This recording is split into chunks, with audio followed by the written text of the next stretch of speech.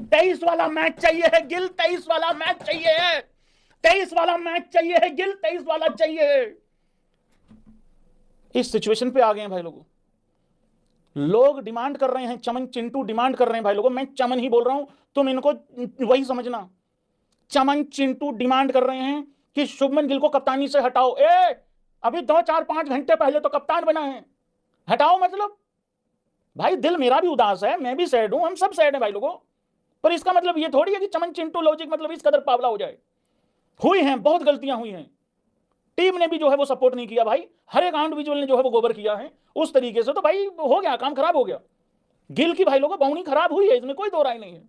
Shubman Gill as captain, ODI captain, देखिए आज उनका पहला जो है वो बाउंडी थी, लेकिन उनकी बाउंडी खराब हो गई है भाई लोगों।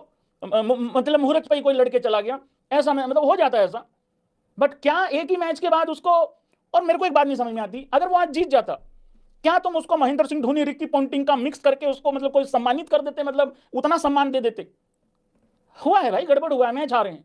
एक ही मैच में जज नहीं कर सकते हैं कप्तान को, तो अभी कप्तान को तो बिल्कुल साइड में कर दो कि क्रिटिसिज्म क्या है क्या नहीं है। थोड़ी बहुत चीजें हैं जो ठीक करनी पड़ेंगी शुभमन गिल को, उन पर मैं बाद में आऊंगा, ठीक है। और मैं इमोजी के द्वारा चाहता हूं आप लोग अपनी फीलिंग एक्सप्रेस करें।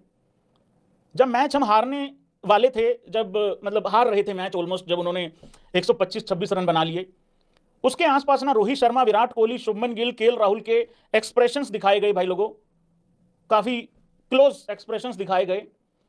सच बताऊं, सुबह जब वो आउट हुए थे ना, विराट 0 पे आउट हुआ, रोहित 8 पे आउट हुआ, और शुभमन गिल भी जल्दी निकल गया, सही बताऊं उससे ज्यादा वो एक्सप्रेशन हर्ट कर गए जो अभी अभी आए हैं थोड़ी देर पहले। देखो, अक्सर क्या होता है ना, जब कप्तान कप्तानी छुड़वा के छोड़ के वटेवर जो भी है, जब वो एज प्लेयर खेल रहा होता है ना, कोई नया कप्तान आता है, तो अक्सर उसके ऊपर फोकस होता है जब टीम हार रही होती है।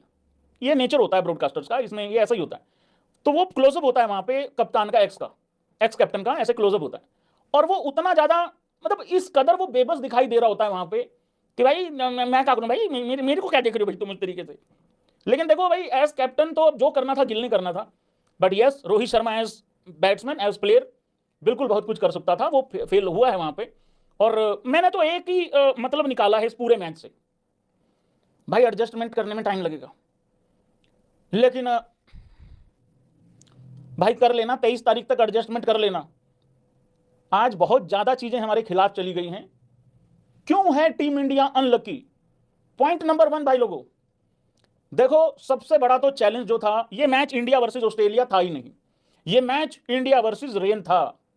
और रेन ने जितना खेला खेला है आज, मुझे लग रहा है वेल प्लेड रेन होना चाहिए, क्योंकि यार हम तो ये सोच रहे थे प्लेयरों को मौका मिलेगा खेलने को, जितना खेला रेन खेल के गई है, उसकी वजह से बहुत सारी चीजें खिलाफ चली गई।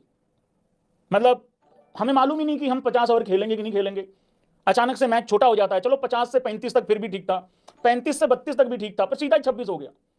और फिर डीएलएस का जो स्कोर है वो बढ़ना चाहिए था, इनकी ऐसी की तैसी, इनकी कंगारुओं की तो क्या है, वो डीएलएस का हिसाब किताब ही ऐसा है, वो बढ़ना चाहिए था, वो घट गया। तो वो भी जो 2 4 5 रन थे वो घट गए, हालांकि वो बढ़ भी जाते तो क्या हो जाता, अभी भी उनके पास काफी ओवर बचे हुए थे ऑस्ट्रेलिया के पास। तो भाई ये सारी चीजें जो है वो हमारे खिलाफ चली गई हैं।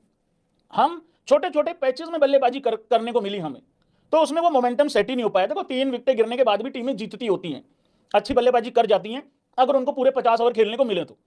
अब छोटे छोटे पैचेस में ना पार्टनरशिप लग पा रही है, ना प्लेयर का मोमेंटम सेट हो पा रहा है, ना मतलब कुछ हो ही नहीं पा रहा उसमें। तो भाई मुझे ऐसा लगता है, कौन कौन भाई मेरी इस सोच के साथ एग्री करता है, गलतियां हुई हैं, उन गलतियों पे 2 4 गलतियों पे आगे बात करते हैं, लेकिन मुझे ऐसा लगता है इस मैच को भूल जाना चाहिए है। ये आज बस ये लगा लो कि बहुत उल्टा पड़ गया, सारा कुछ ही उल्टा पड़ गया आज हमारे। आज नहीं था भाई, अपना कंप्लीटली दिन था नहीं आज, मुझे ऐसा फील होता है, अगर आप ओवरऑल अगर थोड़ा सा फोकस करके सोचोगे देखोगे तो ऐसा लग रहा है भाई। और फिर ऑस्ट्रेलिया की अगर आप देखोगे तो उनकी एक ही बार में सारी बल्लेबाजी खत्म हो गई, तो उनको मालूम था एग्जैक्टली क्या कर रहे हैं, कहां जाना है, कहां तक पहुंचना है, कितने ओवर हैं, कितने रन हैं। चलो टारगेट तो पता ही होता है चेज करने वाली टीम को, ये तो गाली खाने वाला काम था, लेकिन उनको ये तो पता था ना।